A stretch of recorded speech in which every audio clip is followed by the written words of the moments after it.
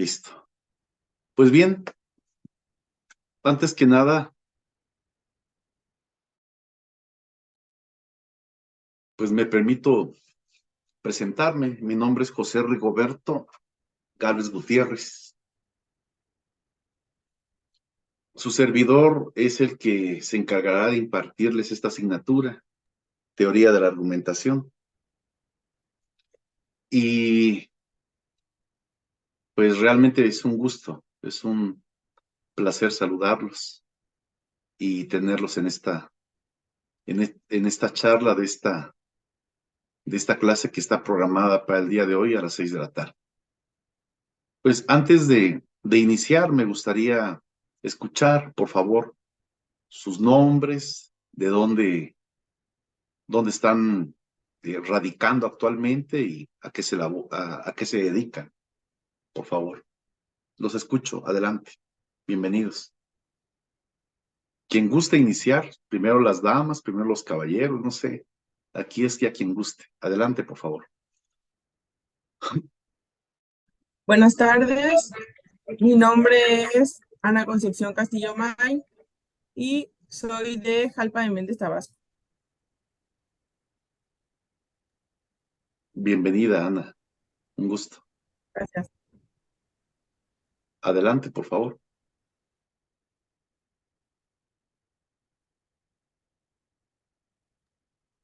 Hola, buenas tardes.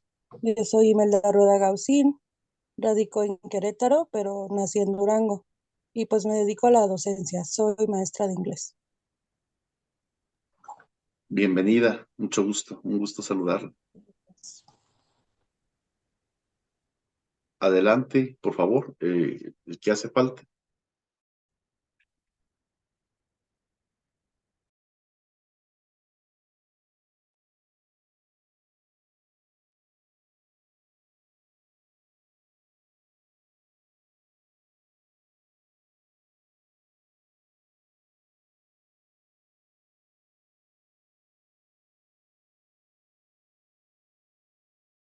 Ok, maestro, no se preocupe, lo escuchamos. Pues bien, miren, de acuerdo a la programación que tenemos para el día de hoy, hoy vamos a referir muy brevemente una breve introducción por parte de su servidor acerca del tema de la teoría de la argumentación y posteriormente daremos el uso de la voz a cada una de ustedes, ¿sí? Donde ya había quedado, de acuerdo a la programación establecida, que cada uno de ustedes pudiera hacer un comentario muy breve, un análisis para la sesión del día de hoy, 9 de septiembre, sobre la unidad 1, que se refiere al silogismo y la argumentación. Acá es citar lo que ustedes pudieron analizar, estudiar, criticar, y son 3 puntos, ¿no? El concepto del silogismo, partes del silogismo y aplicación del silogismo en el derecho.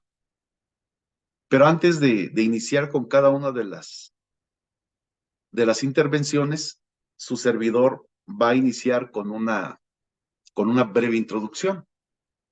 Pues bien, ya conforme vayan activándose los demás, pues ya vamos a irlos conociendo y que también vayan aportando sus propios conocimientos.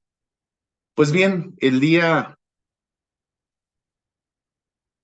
de hoy vamos a referir muy rápidamente sobre el tema de la teoría de la argumentación.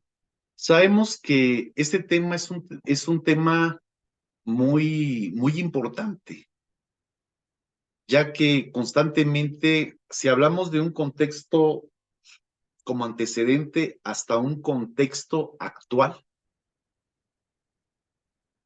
ubicaríamos rápidamente un gran campo de estudio. En este campo de estudio, nosotros podemos encontrar y fecundarnos mutuamente con constantes contribuciones, con constantes desarrollos, que de ellos se derivan diversas tradiciones y disciplinas. Dentro de ello pudiéramos englobar la lógica, pudiéramos referir también la filosofía del propio lenguaje hasta la retórica. Y si continuamos bajo ese contexto, también podemos señalar brevemente, mencionar sobre la lingüística.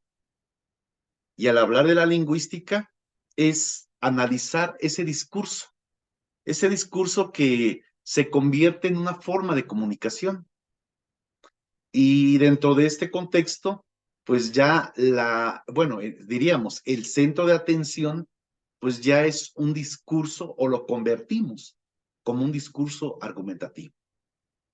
Así es que cuando cualquiera de nosotros estamos en un tema de conversación, analizando, criticando, proponiendo, pues obviamente estamos tratando de dar cuenta y razón de algo o a alguien que probablemente es un interlocutor. Y también si estamos frente a un grupo o ante, ¿por qué no?, ante un auditorio ya determinado, pues también tenemos la forma de cómo llevar esos saberes o esos conocimientos. Que aquí hablamos de un interlocutor y hablamos también de las personas que nos están escuchando. Bueno, con este contexto podemos señalar los claros ejemplos como estar frente a una tribuna, estar frente a una instancia académica, ¿no? O también desempeñar un papel de árbitro, que pueda ser probablemente informal o probablemente institucional. La idea de esta interacción, de esta mezcolanza de conocimientos, el propósito esencial es ya lograr una comprensión, ¿verdad? Una comprensión total de lo que se está manifestando. Y bueno, si señalamos muy rápidamente la idea de la teoría de la argumentación o el propósito esencial. Para su servidor, el propósito esencial de la teoría de la argumentación se va a proponer ante diversos contextos. El número uno, para mí, sería darle el fácil acceso, ¿verdad?, a cualquier persona que tenga la posibilidad de querer comunicarse, ¿no?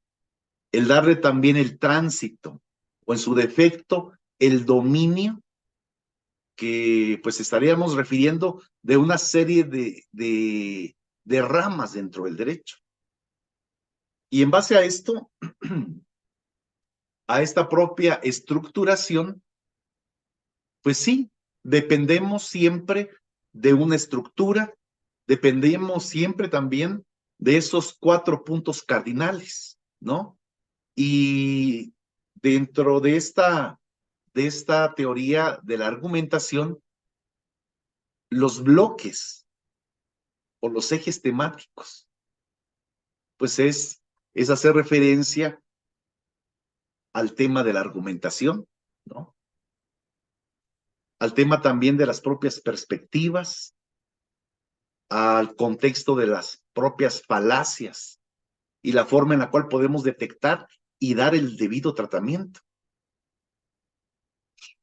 Y dentro de este proceso, pues también las diversas perspectivas que se tienen que mecanizar cuando nosotros estamos en la exposición de los discursos públicos.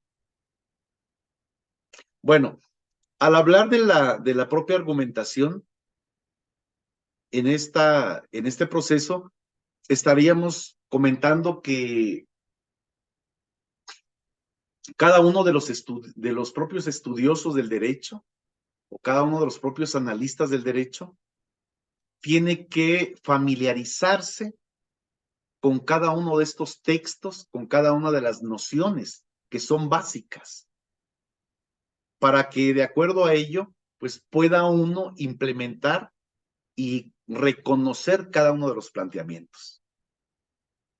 Y en atención a las perspectivas, sabemos que existe dentro de una desmembración analítica, jurídica, pues sabemos que existen diversas posturas en los procedimientos, ¿no? En el ámbito civil, en el ámbito mercantil, en el ámbito agrario, en el ámbito penal. Cuando existe una litis, una controversia, pues se requiere de establecer los argumentos debidamente acreditados, ¿verdad? Es decir, como nosotros cuando hacemos esa referencia, que esté fundado, que esté motivado. Pero bueno, la propia argumentación parte de diversos criterios. Más podemos visualizar cuando un procedimiento está ante un juez, un procedimiento después del juez pasa a la otra instancia, ¿no? Ante un tribunal. Posteriormente, cuando pasa a la Suprema Corte de Justicia y de la Nación, y después de ello, en la cuarta y última instancia, que es probablemente alguna corte interamericana. Acá ya podemos conocer diversas perspectivas, diversos posicionamientos que nos va a permitir identificar, que nos va a permitir generar esa lógica, ¿no? Esa propia dialéctica y esa propia perspectiva a la retórica de cada uno de los agentes legales o jurídicos. Pero bueno, si pasamos también, yo quiero comentar muy brevemente, a otro contexto. No todo es, pudiéramos señalar, es miel sobre hojuelas, ¿no? Dentro del ámbito jurídico también podemos señalar y debatir el tema de las falacias, el tema de las lagunas jurídicas. ¿Cuántas veces ustedes, bueno, en el caso de los que dan docencia, de las personas que litigan, podemos ubicar cuántos procedimientos lamentablemente no se llevan en tiempo y forma, no se establecen con una clarificación sobre los hechos, ¿no? ¿Por qué? Por las propias falacias, por los propios problemas y por el mal tratamiento, diría yo, que se le pudo dar a un procedimiento, ¿sí? Así es que sabemos que para tener un buen impacto, para manejar un procedimiento legalmente, se necesitan varias características. Dentro de ella es la argumentación, es el razonamiento, es la interpretación, ¿sí? De ese contexto, de esa comparativa del antecedente, de lo actual y de lo que vamos a ir visualizando hacia un futuro, ¿sí? Es importante también, o es esencial, que nosotros como abogados, como estudiosos del derecho, podamos identificar esos falsos argumentos, porque pues de eso están llenos los juzgados, ¿no? Donde se hace una declaración, una compra de testigos, donde él dijo algo que realmente ni le consta, ¿no? Pero bueno, o sea, lamentablemente son argumentaciones fallidas, son argumentaciones fraudulentas y también, pues en su caso, los puntos de vista o los criterios al respecto, pues ya cada uno se puede asociar a cada parámetro, ¿no? A cada autor intelectual. Pero bueno, y ya de acuerdo a este proceso, si hablamos sobre las nuevas perspectivas, ¿cuáles son esas nuevas perspectivas, esas nuevas demandas, esos nuevos posicionamientos que nosotros requerimos en materia pues, social, en materia institucional, en materia jurídica, en materia educativa, en materia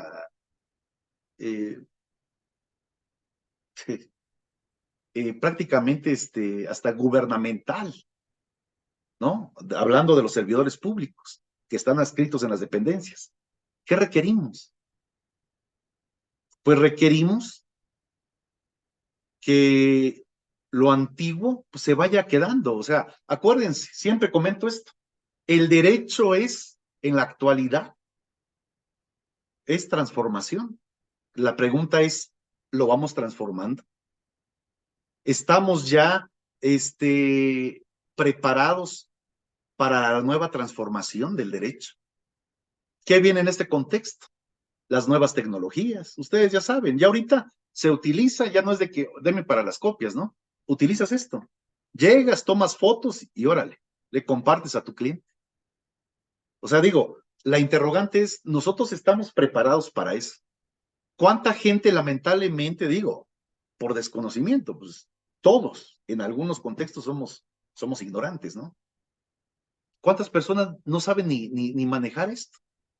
No saben tomar una foto, no saben escribir adecuadamente un mensaje que de repente lo entiendes mal, lo entiendes bien, o de la forma en la que tú le estás explicando vía telefónica, porque cualquiera de tus clientes está afuera, y tú en un mensaje de WhatsApp te dijo, sí, tal cosa, y de repente tú dices, no, pues yo le entiendo que sí, y probablemente se le olvidó la interrogante el signo de la interrogante, sí, de la interrogación, ¿no?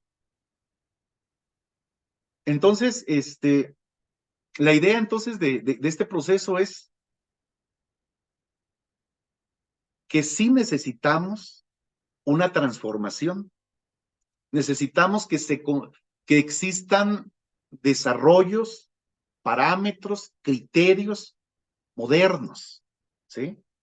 Pero dentro de todas estas diversificaciones de programas, pienso que es esencial enfocarnos no nada más a la cuestión de la transformación en tema de la tecnología, sino también en el contexto ético, en el contexto institucional, en la propia filosofía que cada uno de nosotros debemos aportar, ¿sí?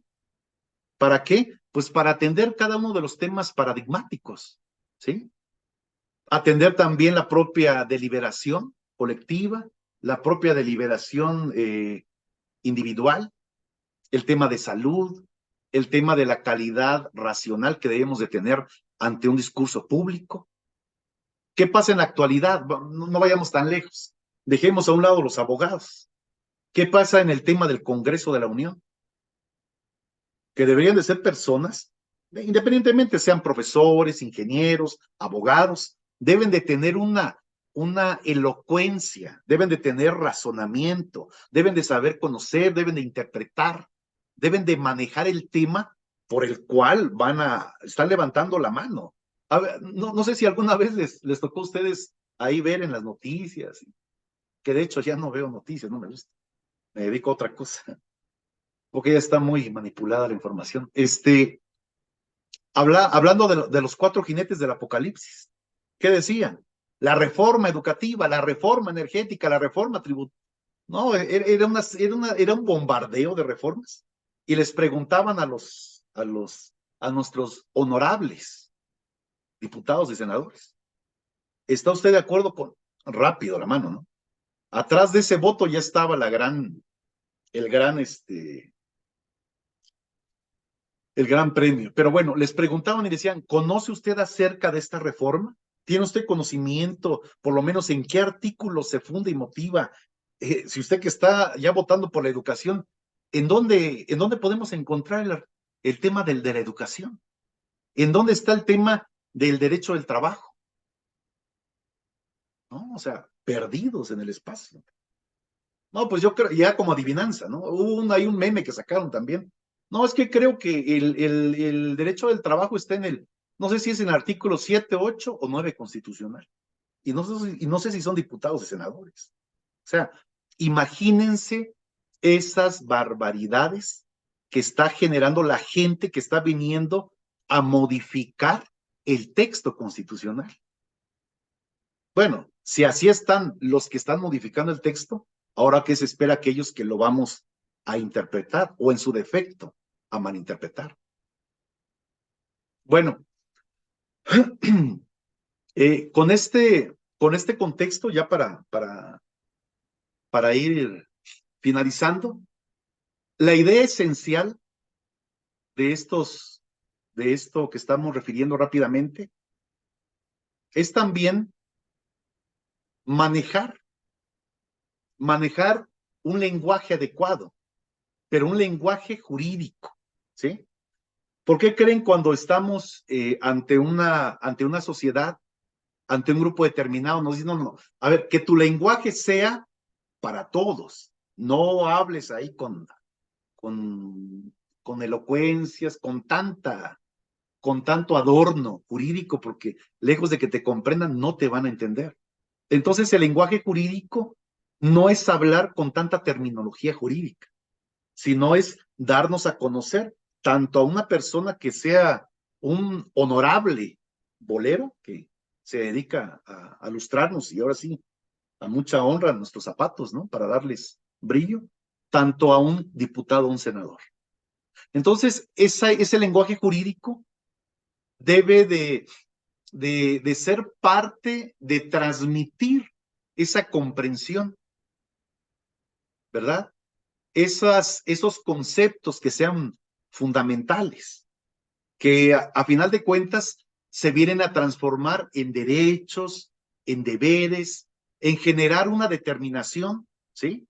Primordialmente para cada uno de los individuos y así también para su aplicación ante la sociedad. Pero bien, de acuerdo también al propio lenguaje jurídico, nosotros tenemos que ir construyendo cada una de las potestades, ¿sí? El conocer o el determinar o el precisar cuando una persona es capaz, hablando del aspecto jurídico, cuando una persona está legalmente casada, cuando una persona es representante jurídico, cuando otra persona es un miembro del gobierno o cuando es funcionario público, ¿sí? Entonces, tenemos que ubicar ese lenguaje atendiendo y enfocándonos a la esfera jurídica y en base a una realidad, ¿sí?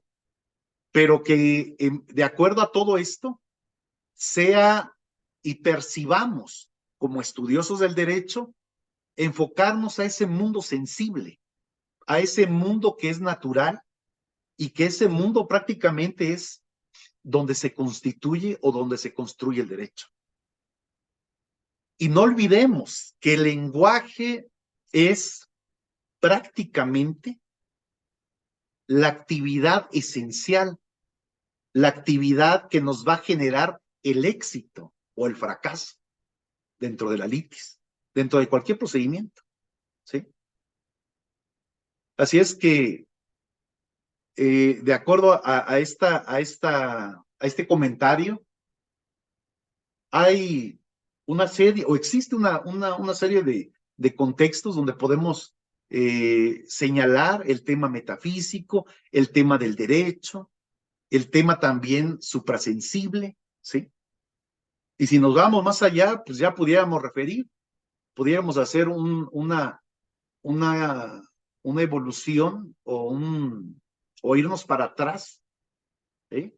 Haciendo un contraste en el tema histórico, hablando de Grocio, hablando de Hunderford, ¿sí? Donde estos grandes juristas señalaban que dentro del propio lenguaje jurídico, el derecho no únicamente eran o son las normas jurídicas. El derecho para estos dos autores, muy importantes, nos consideraban que se dotaba de un poder especial, es decir, de un poder espiritual. Por lo tanto, a través del derecho nos generaban a cada uno de nosotros cada una de las propias potestades, ¿no? Y estas potestades eran las que nos iban a servir o realmente servirían para desmembrar, para ampliar o para la propia comprensión de los hechos en la vida real. Pero bueno, con este comentario concluyo haciendo énfasis de que el apartado del lenguaje o el tema del lenguaje jurídico va más allá de esa idea de derechos y deberes. El lenguaje jurídico nos llena de poderes místicos, nos llena de un vínculo que se va a extender en todos los tiempos, ¿sí? Así es que todo ello nos va a poder permitir, bueno, o el derecho, nos va a poder permitir el conocimiento, nos va a poder involucrarnos en ese interés y también nos va a poder brindar esas herramientas que de alguna otra forma cuando nosotros consideramos que son engañosas, a través de ese poder místico vamos a poder involucrarnos en el contexto de la propia necesidad, en el contexto del mandato que existe de una persona a otra, en el contexto también de poder recibir de manera íntima cuál es el deseo, cuál es la expresión, cuál es el propósito o cuál es la mal causa que originó probablemente un delito, probablemente la litis, ¿sí? Y que, pues, lamentablemente podemos comentar en este momento que también el lenguaje jurídico en la actualidad está abrumado, ¿no? Está abrumado y hay situaciones que se tienen que eliminar. Pero necesitamos cimentar perfectamente las bases científicas. Y en base a ello, pues, ¿qué requerimos? Pues una ciencia jurídica que se ocupe exclusivamente de los hechos y no únicamente de las propias entidades, ¿verdad? De las propias instituciones, del tema metafísico, sino que ese desenvolvimiento o ese desarrollo contextual vaya más allá del alcance legal, que se comprenda ese entendimiento, ¿no? Que también abarquemos o avancemos ese sentido literario, porque de alguna u otra forma sabemos que tantas codificaciones normativas, que tantos sistemas jurídicos, a veces nos hace tener un repertorio no viable, ¿sí? Pero bien, ya cada uno de nosotros podrá sacar sus propias conclusiones, ¿sí? Sus propios análisis, y eso es lo que vamos a escuchar, perdón, de su propia voz el día de hoy. Pues eso quería comentar brevemente con ustedes, que pudiéramos ahí hacer pues una reflexión, ¿no? De lo que estamos pasando. Se vale también hacer esa remembranza, si de ustedes nace ahí de que, oiga, ¿sabe qué? Es que yo litigo y de acuerdo a la práctica me ha pasado esto y esto. O han existido estos tipos de detalles con el juez o cualquiera que quiera hacer un comentario práctico, adelante. Y con esto termino nada más. Su servidor, gracias a Dios, yo ya tengo experiencia en el ámbito de la docencia, en licenciatura, en maestría, en doctorado y dando clases también en diplomados. Pero fíjense que a veces, o sea, yo les digo, sí, con esta, con esta honestidad, con esta sinceridad, les digo a mis alumnos de licenciatura, fíjense que me da pena, les digo, me da pena estarles hablando del tema, de lo que dice los derechos humanos, de lo que dice la Constitución Política Federal, de lo que dice el estatal, de lo que dice la normatividad, hablamos también del tema de la corrupción, o sea, muchos términos y procesos y normatividades. Y digo, es que esto es lo que dice, les digo, textualmente, así les digo, esto es lo que dice la ley y aquí está. Pero la idea no es nada más lo que dice textualmente. La idea es, ¿realmente se interpreta? ¿Realmente se acata a como está establecida? Porque una cosa es lo textual y otra cosa es el razonamiento que emite la autoridad. Porque pareciera que con la Constitución le dan las herramientas y valores a las personas que son delincuentes, ¿sí? Resulta que asaltaste, violaste y mataste y la persona está libre. No, pero muchos de ustedes me van a decir, no, profe, pero es que ya depende del abogadazo, ¿no? Ya depende del razonamiento, del colmillo, de la inteligencia. Pues sí, pero digo, analizando ya en un término legal, con valores, con principios, sabemos que estamos mal. ¿Por qué? Porque desde un término hacemos todo lo contrario para defender a alguien que sabemos que no tiene la razón.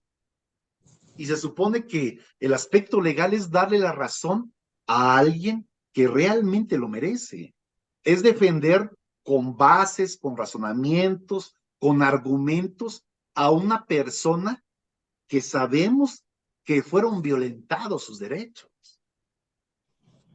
No darle herramientas a una persona pues, que mató, que violó, que saqueó a un estado y ahorita ya es hasta senador. Digo, si es cualquier parecido con la realidad es, digo, es pura coincidencia, ¿no?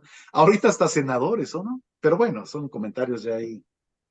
Pero bien, agradezco ahí la atención y pues empecemos escuchando cada una de sus versiones, cada uno de sus comentarios, cada una de sus críticas. Les damos un tiempo aproximado, no se preocupen. Yo daría 5 minutos para cada uno de ustedes. Si alguien va 6, 7, 8, 9 minutos, no pasa nada. Adelante, por favor. Muchas gracias. Quien desee participar, inicialmente de todos modos, todos van a participar, pero quien desee, si desean primero que comience la dama o primero el caballero, no sé, como ustedes quieran. Adelante, por favor.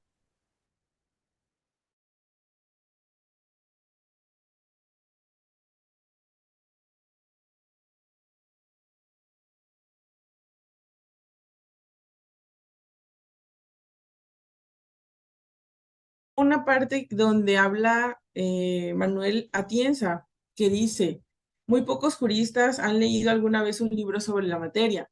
Eso me llamó mucho la atención. Y sobre todo porque la argumentación dice que es la capacidad creadora. Me gustó esa parte que dice que es la capacidad creadora para construir y manejar un razonamiento, un argumento. Y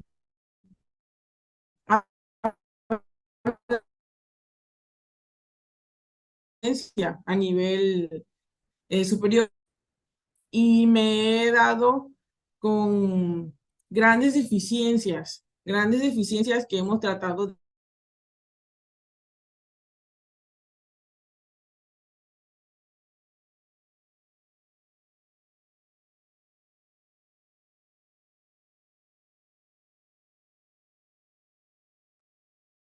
Disculpen por ahí. Precisamente, ¿mande? Perdón, es que de repente se fue y ya regresó. Una disculpa. Ok, sí. Bueno, entonces, ¿cuál es la importancia de conocer y de construir un buen argumento? Y esa parte me gusta mucho porque pues es bueno para nosotros, ya sea desde el aula que lo enseñemos o también desempeñándonos como abogados postulantes. Me gusta mucho la parte de, pues, usar el razonamiento para poder hacer nuestros alegatos en algún momento dado y sobre todo, a mí me gusta mucho analizar las sentencias sobre cuáles son los razonamientos que da el juez sobre un determinado tema.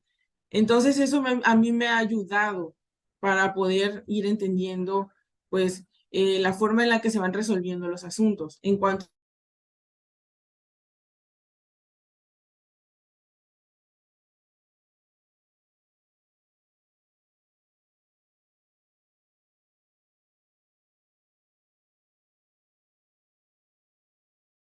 me gusta mucho también la parte donde nos dice el desafío de la argumentación, que es parecido y de acuerdo a lo que he escuchado con usted, doctor, sobre la filosofía del derecho tiene como mucho que ver porque es buscar ese sentido. En este punto de la argumentación es hablar de la construcción y en la filosofía del derecho, pues es buscarle el sentido a ese derecho, ¿no?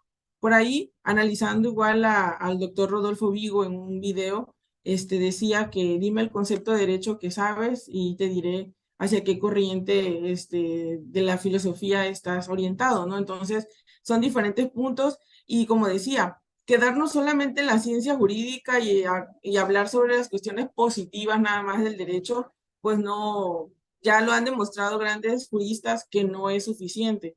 Entonces, el impacto que tiene la argumentación es fundamental para mí. La verdad, a mí me está interesando. Es la primera vez que yo llevo algo sobre argumentación. Yo no había tomado ningún curso de argumentación y de acuerdo a la carrera, pues no recuerdo, la verdad, analizarlo así, desde ya en otro sentido.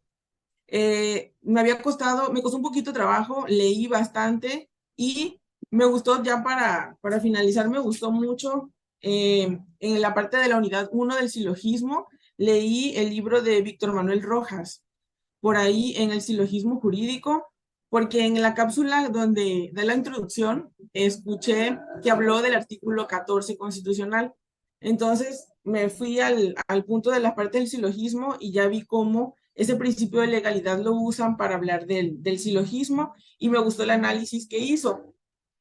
Me gustó donde habla de cómo lo va uniendo. Todos los actos de autoridad que lesionen cualquier derecho, los particulares se deben fundamentar en una ley. Y luego dice la ley, que cumple la ley y cómo va haciendo ya la hilación.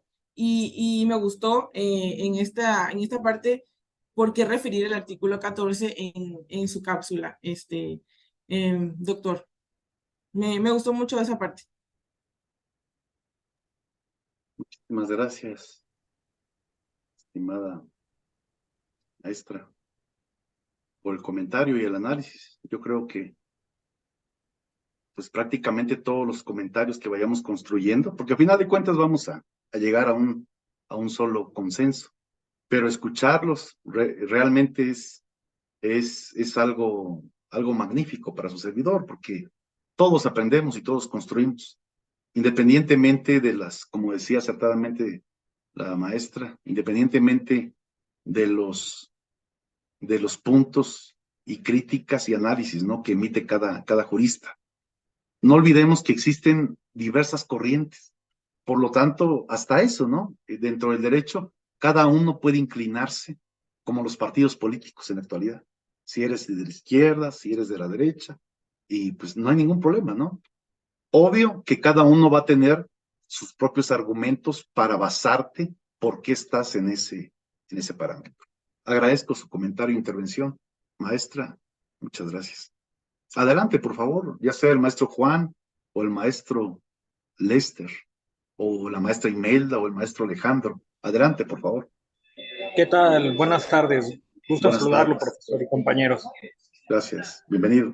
Perdón por el ruido si se escucha muy feo, es que estoy en el aeropuerto y pues una disculpa de antemano. Sí, bueno, mi participación brevemente, como dice la maestra, la compañera, yo tampoco recuerdo en la carrera la materia de argumentación jurídica. Realmente creo que es muy, muy importante como abogados tener una buena oratoria, una buena argumentación, una buena lógica. Entonces, viendo el programa que nos proporcionó usted, profesor, pues he estudiado qué es la unidad 1, el silogismo y la argumentación, el concepto, las partes y la aplicación del silogismo en el derecho. Entonces, de mi parte, no, como que no me quedan muchas dudas, sino ha sido muchos conceptos. Entonces, de la unidad 1, digamos que afortunadamente lo he podido entender de una manera, creo, correcta, ¿no? Entonces, le agradezco mucho el tiempo de las clases y aquí estamos, profesor. Muchas gracias. Pues bienvenido. Igual agradecemos su comentario y pues aquí estamos para apoyar en lo que esté a nuestro alcance. Bienvenido, maestro Alejandro, y excelente tarde. Adelante, por favor, escuchamos a los demás, a la maestra Imelda, maestro Juan o maestro Lester. Adelante, adelante. Bueno, buenas tardes a todos. No sé si me escuchan bien por ahí.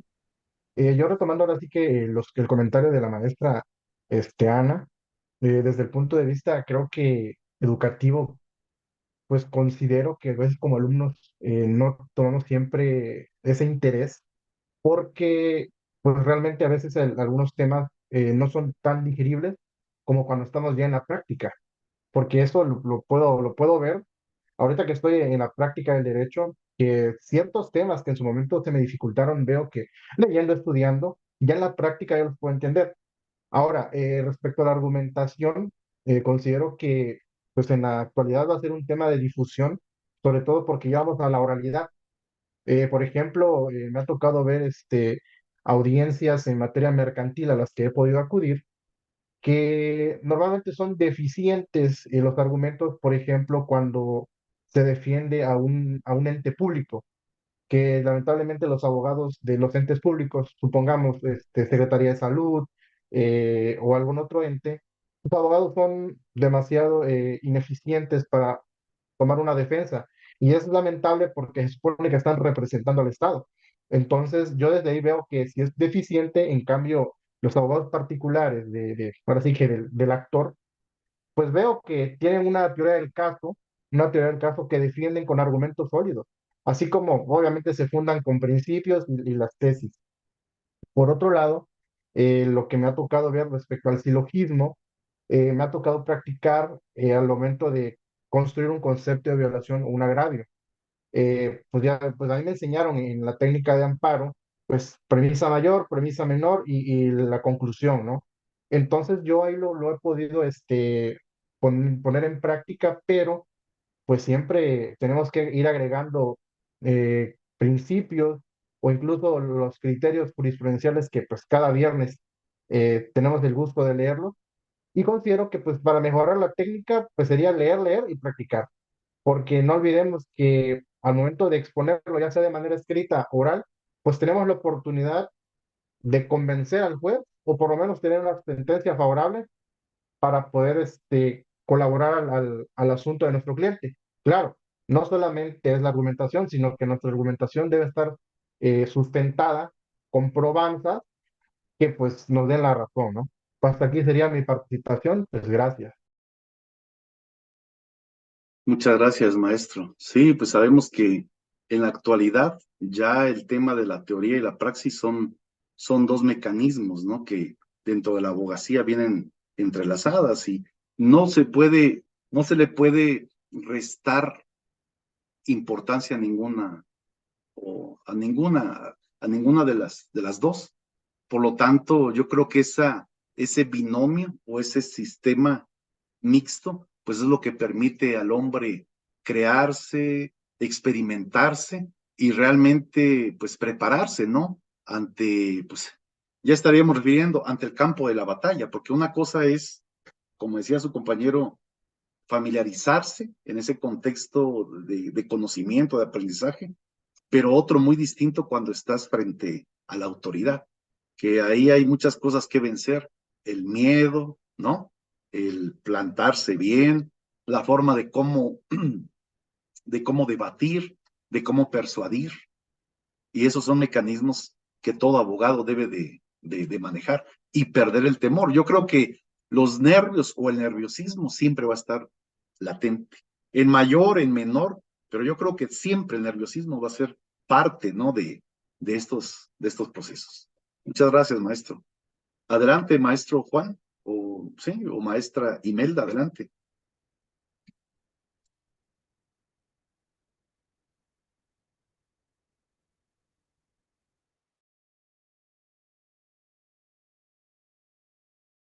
Creo que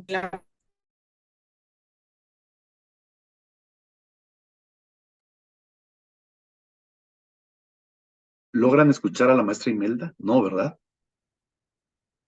Yo no logro escucharlo ni visualizarla.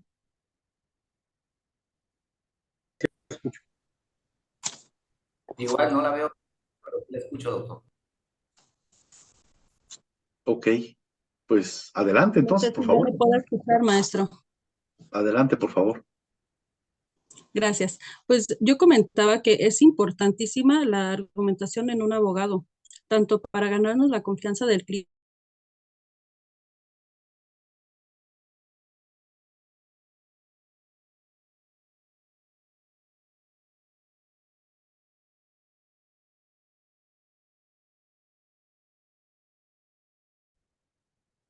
No sé si me alcanzan a escuchar. Hubo Perdón, una parte que se me no, fue un perdón, poco. hubo una parte que no, pero ya ahorita ya. Adelante, por favor, maestra, adelante.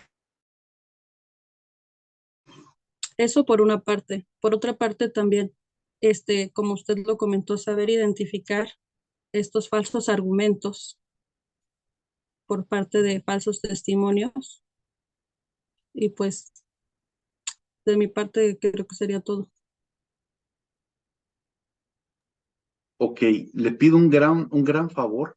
Es que fíjese que cuando usted estaba exponiendo, maestra Imelda, se Ujú. entrecortó, ya no escuché, la verdad, le soy honesto, no escuché nada.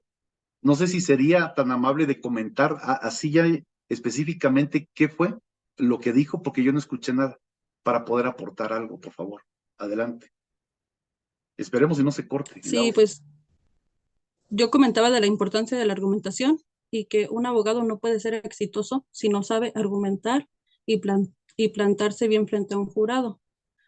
Comentaba que eso también nos ayuda con los clientes, a que nos tengan confianza los clientes y que sepan que pues vamos a hacer lo posible para ganar el caso con conocimiento, usando el lenguaje adecuado, como usted lo comenta, y también comentaba yo de los falsos testimonios, poder tener este entendimiento para tener un criterio y una postura ante los argumentos de los demás. Muchísimas gracias, maestra. Ahora sí la escuché detenidamente. Y sí, el detalle de lo que estábamos refiriendo hace rato es de que lamentablemente hasta tanto los testigos verídicos como los testigos falsos tenemos que aleccionarlos, ¿no? Y tienen que involucrarse dentro del lenguaje jurídico, dentro del tema de la argumentación, para que de esa forma, pues ellos tengan ese impacto y ese poder de convencimiento ante la autoridad. O sea, tan es así que hay digo, por ahí perdón, pero sí es un poco gracioso para mí porque me han dicho que hay hasta testigos que se rentan. Digo, pues no me dejarán mentir aquí los abogadazos, ¿no? Que realmente, o sea, hay gente que a eso se dedica, pues. Usted contráteme, yo le llevo 5 hijos y le voy a llorar el día que se están casando, el día del juzgado, a la hora que están ahí casando, y hacen un show, pero de esos que dices, wow, ¿no? Yo creo que ni Pedro Infante era tan buen actor como ellos, pero bueno, realmente entonces, lamentablemente, yo creo que el contexto del derecho se ha venido prostituyendo, tristemente. Ha venido involucrándose, no únicamente el tema de la interpretación, por ahí donde pudiéramos dejar también el tema de los tiempos procesales, ¿verdad?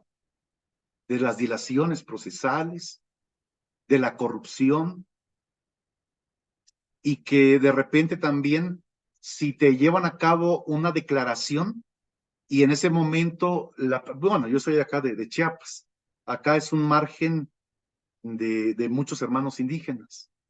Imagínense ustedes, yo les comento, les pongo ese ejemplo. Hay partes, hay fiscalías acá en Chiapas donde detienen al pobre hermano indígena. Lo llevan detenido, ni le leen, ni le dicen que tienes derecho a nada. O sea, la violación total de sus derechos humanos. Ya casi como un esclavo. Lo llevan y le empiezan a entrevistar, a decir, a preguntar en español. Hay muchos hermanos indígenas en todas las partes de la República Mexicana donde nada más lo único que tienen en mente es su idioma. O sea, anteriormente se conocía como la lengua materna. Ahora en día detienes a una persona, la llevas entre el temor, la incomodidad y todo lo que conlleva estar pues ya detenido, ¿no? 72 horas y que te estén golpeando, que te estén torturando, que te diga, o sea, lamentablemente el hermano indígena en su idioma contesta y ya el mismo, ¿cómo le llaman el mismo ministerio o auxiliar del ministerio? Él dijo que sí, ya enciérralo, ¿no? O sea, ¿dónde queda ese contexto o ese derecho de decir, por lo menos tuvo derecho a un traductor? Por lo menos le diste la oportunidad de poder escuchar e interrogar, o también, por ahí nos vamos, de que les hacen unas preguntas rebuscadas y hay mucha persona que no conoce. Y al final de cuentas, por las fallas, por los criterios, por los abusos o por la propia ignorancia, que también nosotros ignoramos muchas cosas, pues termina declarándose culpable. Cuando él lo único que dijo era que desconocía, que no sabía y que pues él no tiene conocimiento de nada. Ah, tú dile que sí, que él estuvo, que él lo hizo, que él lo mató y ya enciérralo. O sea, imagínense ese sistema, digo, no es en todos los ámbitos, pero normalmente es un contexto real que estamos viviendo, ¿sí? ¿Cómo podemos afrontarlo? ¿Cómo debemos pues, dar alternativas? Pues, primordialmente que en situaciones indígenas de precariedad, de extrema pobreza, haya por derecho un traductor. De lo contrario, no será cuestionada la persona. ¿Y realmente ustedes creen que pasa eso? Pues no. Lo detienen, o estaba durmiendo, lo embriagaron, le dan a que tome y ya es que estaba alcohólico. Es un delito manejar vehículo, ¿no? Y son situaciones, pero bueno, ese es el contexto verídico, ¿no? En algunas cosas que están pasando. Adelante, maestro José Narváez. Lo escuchamos. Gracias, doctor. Buenas tardes, noches. Compañeros, buenas noches. Yo considero, maestro, que es de vital importancia el tema que estamos tratando, en el sentido de que a través de este medio de comunicación humana es que podemos nosotros crear, creo que se detuvo la... ¿Sí me... Sí, compañero. Sí, Sí, adelante. Gracias. Sí, sí, sí. Sí. Y coincido mucho con la participación del licenciado Lester, en el sentido de que actualmente la mayoría de los sistemas de justicia están migrando al sistema de oralidad y se preferencia, ¿no?, el argumento jurídico que tiene que ser de una manera clara, ¿no? Sobre todo defender una tesis, una teoría del caso cuando se trata en materia penal o en el caso mercantil, pues acreditar una acción, ¿no? Y yo he practicado mucho sin saberlo exactamente lo que es el silogismo de Aristóteles. Entiendo que hay una premisa mayor, una premisa menor y una conclusión, ¿no? Como la que hacía Aristóteles, de que decía, bueno, la premisa mayor es para mí la ley, ¿no? El texto que está contenido en la ley y que se define como un delito en el caso penal o una conducta sancionable, o en materia civil el texto que me dice cómo acción, cuáles son los elementos de la acción reivindicatoria, cuáles son los elementos, por ejemplo, de una nulidad de transferencias electrónicas. Entonces, esa es la premisa mayor, lo que tiene previsto la ley. Y la premisa menor para mí es el caso que viene el cliente y me platica. Bueno, mi problema es ¿no? Y un servidor como abogado, nosotros como abogados, como intérpretes del derecho, debemos encuadrar esa historia del cliente a la hipótesis contenida en la ley. Entonces, si la historia que el cliente me cuenta está constituida como un delito, yo voy a poder acreditar que a esa persona se le cometió un delito. Si la historia que la persona viene y me cuenta su problema está contenido en una acción que se puede reclamar para recuperar una propiedad, para ejercer un reclamo de cumplimiento de contrato, entonces la conclusión va a ser que voy a tener un asunto exitoso, ¿no? Entonces, es de vital importancia tratar este tipo de asuntos. Y yo también veo que de manera muy coloquial, por ejemplo, quienes de manera más religiosa, como significativo, ¿no?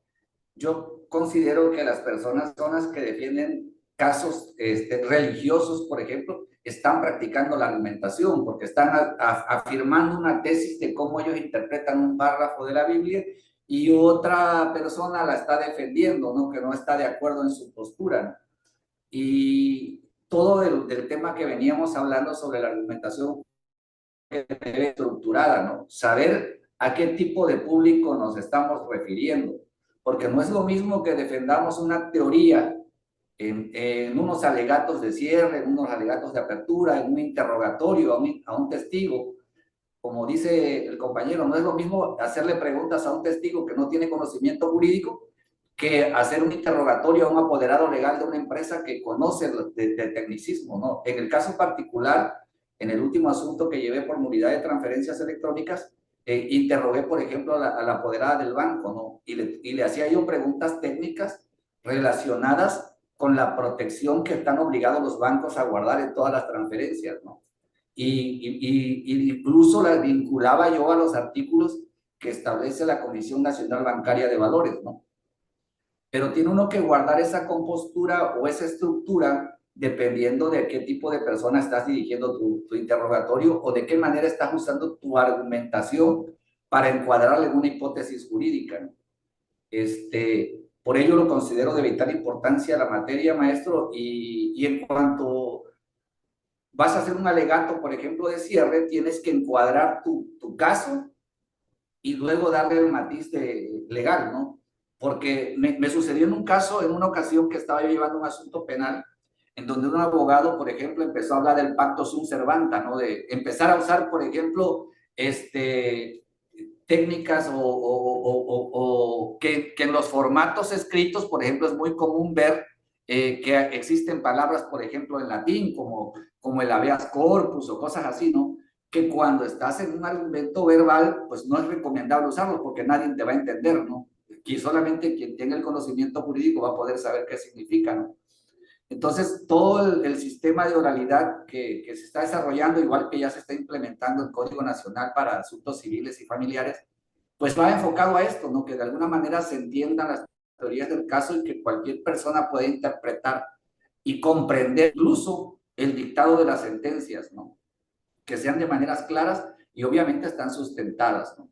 Considero de vital importancia la argumentación también en el sentido de que puede haber un texto constitucional que tenga varias interpretaciones creíbles. Es decir, de esa forma es por la que existen tantas discusiones en la Suprema Corte por las tesis para que exista una sola interpretación de un criterio, ¿no? Homologar un criterio, porque las interpretaciones y los argumentos que usan en la Suprema Corte para defender una teoría u otra teoría,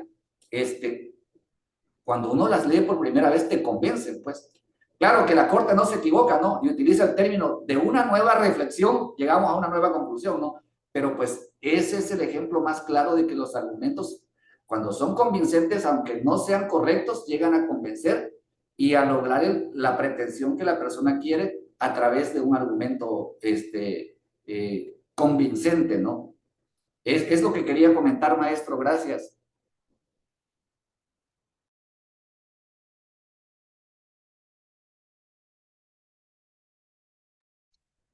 Muchas gracias por el comentario y la aportación. Pues sí, efectivamente sabemos que en todos los procesos, más en el ámbito jurídico, tenemos que basarnos sobre los distintos objetos que están alrededor o que giran alrededor de nuestro contexto, ¿no? Hablando de lo que es aparente, de lo que es demostrable, ¿no? También de lo que es ineludible, o también podríamos hablar hasta de lo razonable y lo no razonable. Pero bueno, ya de acuerdo a estos propios posicionamientos, lo que queda en nuestra actuación es que como abogados, independientemente de cada una de las teorías implementadas, habidas y por haber, es como en mi caso, yo estuve laborando 10 años dentro de la administración pública. Normalmente, pues ya dentro de 10 años, pues ya ves el tema de, pues pongamos la normatividad de la Secretaría de Educación, la normatividad de la Secretaría de Infraestructura, y así, o sea, de todas las dependencias. Vienes a generar como tal, pues el estudio más aplicado, los contextos también a veces las propias declaraciones, ¿no? Y la integración de su propia queja o denuncia de las personas, que era pura falacia, ¿no? Te dabas cuenta que no estaba diciendo nada. O sea, dices, bueno, ¿y cuál es el detalle? O sea, habían algunas que se desechaban por lo mismo, de que no existían argumentos convincentes, que las proposiciones o la información adecuada era paja, no existía de nada, era basura, pues. Y también habían en algunos casos información de acuerdo al desarrollo del procedimiento administrativo, pues información que era verídica, como copias certificadas, ¿no? Cheques, pólizas, expedientes técnicos de auditorías. Entonces, todo eso, pues nos daba la idea y ese margen de poder llevar a cabo una investigación.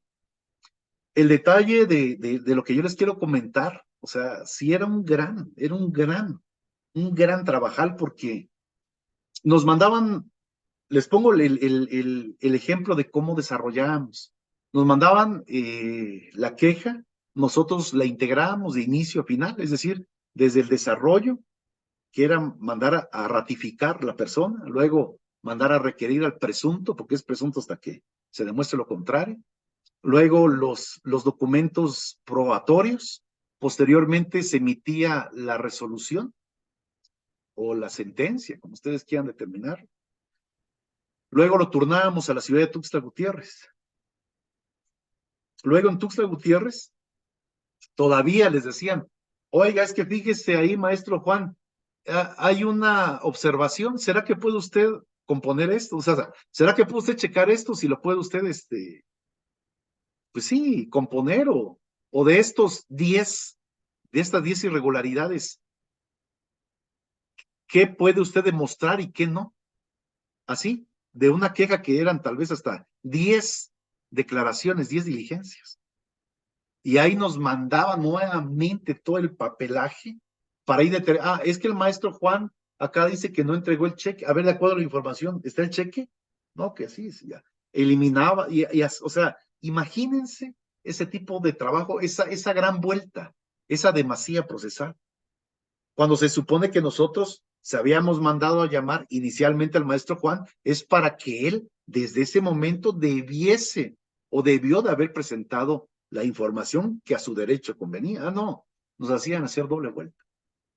Por eso vuelvo a insistir, en todos y cada uno de los procedimientos, lo único que se logra es andar paseando, es andar como papaloteando, y a final de cuentas, cuando ya tienes pues una resolución o un análisis que tú estás determinando que él es el presunto responsable, resulta que todavía le dan la segunda vuelta.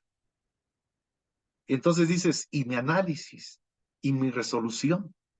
O sea, en pocas, ya para concluir este tema del comentario, es que lamentablemente las propias instituciones se encargan de ponerte las trabas, de hacerte un procedimiento digerible a un proceso más congestionado, ¿no? Más ávido de que puedas tropezar, de que puedas fomentar el tema de la corrupción, el tema de que así está así, pues ya lo hago como esté, ¿no? Ya sin necesidad de analizarlo. Y en base a eso todavía nos daban 6 meses para poder estudiar para poder elaborar ese dictamen. Pero bueno, ¿a qué quiero llegar con este criterio? Que lamentablemente el tema del derecho en la actualidad ha venido generando diversos temas, diversas políticas, ¿sí? Y como consecuencia ya genera todo ello prejuicios, ¿sí? Lamentablemente existe, ¿por qué no? Existe una degradación que la propia autoridad lo viene manipulando, ¿sí? Y lejos de buscar nuevas alternativas, nuevas interpretaciones, lamentablemente se va reduciendo a generar una ambigüedad, ¿sí? un criterio en demasía procesal para que los procesos sean más como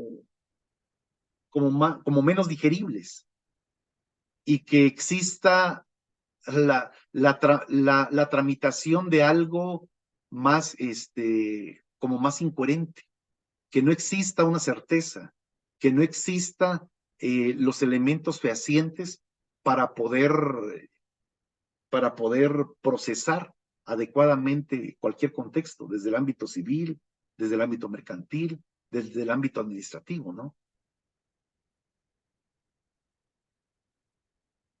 Y finalmente, pues yo creo que les pongo también el contexto de que no nada más impera el tema dentro de los procedimientos, sino también el tema del conocimiento, la autoridad, muchas personas que están involucradas en los diversos cargos que vienen desempeñando.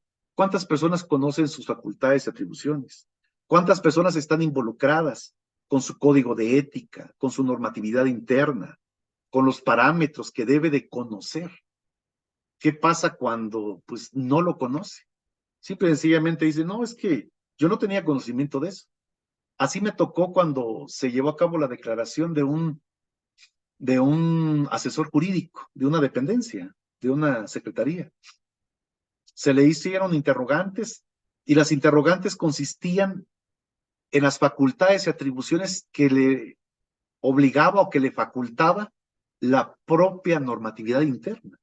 Y ella llevaba 4 o 5 años como asesor jurídico y no los conocía. O sea, imagínense esas falacias. Entonces, digo, ¿cómo tú puedes ser un asesor jurídico si no conoces tu normatividad interna? Y más aún, si no conoces el tema que a ti te compete, ¿no? O sea, tu clausulado, el contenido íntegro que te da la potestad de hacer o no hacer un proceso.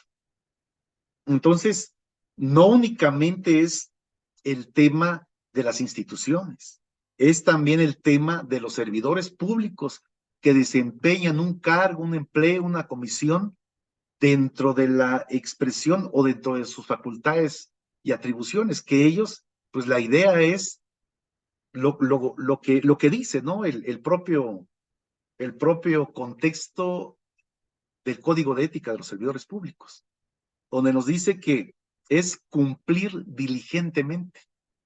Y hablar de la diligencia, la obediencia, es determinar que hasta te pongas a leer, te pongas a estudiar ese contexto jurídico para no cometer errores a la hora de llevar a cabo una sentencia, una resolución, a la hora de desmembrar una hipótesis. Pero pues tristemente estamos en un país todavía que no vemos, ¿no? Un cambio. Yo creo yo creo que hablando de cambios, vamos a tardar pues yo creo que llevaría tal vez como unos 50 años, ¿no? Lo que le pasó ahí, como comentario, lo que le pasó a Singapur en el tema de combate a la corrupción, que tardó 50 años en cambiar su sistema. Antes era como el mexicano. La Contraloría estaba dentro de la administración pública. ¿Qué tuvieron que hacer? Separar de la administración pública esa Contraloría interna, que esté totalmente autónoma, para que pueda, ahora sí, de manera libre, ejecutar cada uno de los procesos. Igual yo creo que tendrían que sujetarse reformas, modificaciones estructurales para poder, pues, impactar de esa forma, ¿no? Pero imagínense, les digo, 50 años un lugar donde si tú eres un ratero como servidor público te amputan las manos. O sea, yo creo que es regresar al tema del derecho azteca, del derecho penal azteca, ¿no? Cuando se implementaban las penas, las torturas. Pero pues yo creo en esos tiempos no había tanta corrupción, digo. En ese tiempo no existían, no aparecían los derechos humanos, diga, ¿no? Pero bueno, ya son procesos que nos deja mucho que analizar y mucho que desear.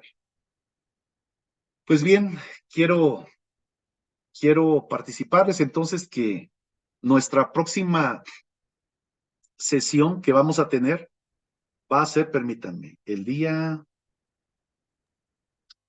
23, porque la próxima semana pues es inhábil, ¿no? Entonces nos vamos a ver el día 23, favor de abarcar cada uno de los contextos que tienen que visualizar. Si en dado caso, porque acuérdense que la siguiente semana, que para esa fecha, pues igual tenemos que exponer, digo, así como se hizo el análisis el día de hoy, de manera personal, cada uno de sus propios comentarios, analíticas, críticas, para pues igual involucrar o retroalimentar nuestro comentario o nuestra sesión que corresponde a esta asignatura. Por ahí escuché una intervención. Adelante, por favor. ¿Alguien comentó algo? Es que por ahí escuché que habían hablado, ¿no? No, doctor, nada. Ok. Pues bien, eso realmente es lo que sería. Si alguien tiene alguna duda, algún comentario dentro del transcurso de hoy, para esa fecha, un día antes, adelante. Por ahí les puse, una disculpa, les puse la actividad, la fecha entrega el día viernes, porque luego a nosotros nos marcan los tiempos, ya que el día sábado más tarde tenemos que enviar calificaciones. Entonces, por esa situación lo puse el día viernes. Normalmente se pone el sábado, es el último día, pero también en la institución nos exigen que ya el día sábado estemos ya dando calificaciones.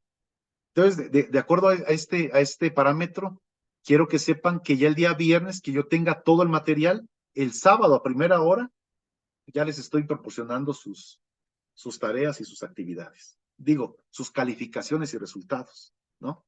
De cada uno de esos. Lo que les pido de favor es que para esa sesión, igual, ahí les voy a pedir, pues, un máximo mínimo de unos, así como el día de hoy, unos 5 minutos, donde hagan una crítica constructiva, destructiva, acerca de los principales errores, acerca de los principales criterios que ustedes todavía tienen que desarrollar, pero que lo veamos desde una manera, como decimos hoy, desde una manera práctica, ¿sí? De acuerdo a su experiencia o de acuerdo a lo que les ha tocado ver en este momento, qué podemos recomendar, ¿no? Critico esto, pero yo recomendaría tal cosa, ¿no? X o Y. Cada uno que pueda generar pues probablemente alguna propuesta, ¿no? De acuerdo a los temas todavía que faltan por desarrollar, para que hagamos como una mesa una mesa redonda, virtual, digo, para escucharnos, así como el día de hoy, y analizar sus propios puntos de vista. Pues bien, ¿algún comentario? ¿Algo ya para finalizar? ¿Todo tranquilo? ¿Todo bien? ¿Sí? Todo muy bien, doctor, gracias. Ok. Les pido de favor, si fuera tan amable y estuviera en sus posibilidades, a la maestra Imelda y al maestro Alejandro, conectar su cámara para hacer una captura de pantalla para la evidencia del día de hoy.